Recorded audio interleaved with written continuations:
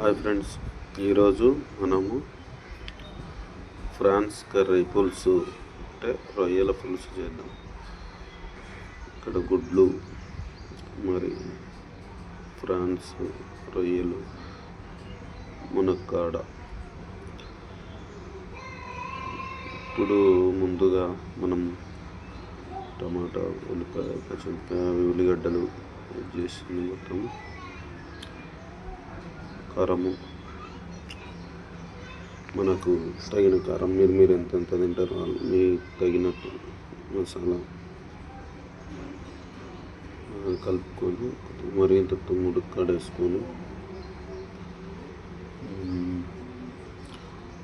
మీ ఇష్టం.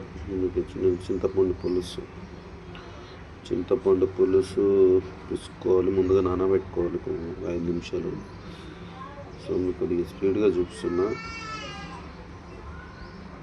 చింతపండు నీళ్ళు పోసేసి కొద్దిగా మరగాలన్నమాట పులుసు మరిగింది. పులుసు మొత్తం చింతపండు పెట్టుకొని కారం, రొయ్యలు కొద్దిగా మసాలా, పసుపు, ఆయిల్ కొద్దిగా వేసుకొని కొద్దిగా కలపాలి. అలా కలుపుకొని అక్కడ మనం పెట్టుకున్న పులుసు మరుగుతుంది గదిలో. మనం అక్కడ పెట్టుకున్న ముందుగా పులుసు మరుగుతుంది. మరిగిన తర్వాత అప్పట్లో కొత్తిమీర కట్ చేసుకొని పెట్టుకోవాలి. పులుసు మరిగిన తర్వాత ముందుగా చూసుకోవాలి, రొయ్యలు వేయాలి. ఫ్రాన్స్ వేసి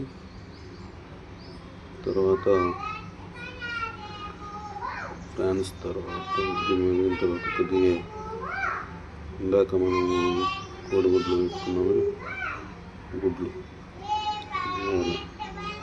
మొత్తానికి రొయ్యల గుడ్లు పులుసు రెడీ. ఎలా వచ్చింది ఫ్రెండ్స్ వీడియో? సో మీరు కూడా ఎప్పుడైనా ఫ్రాన్స్ గుడ్లు రెడీ చేసుకొని తినాలని అనుకుంటే ఇలా చేసుకొని తినండి. Thank you friends.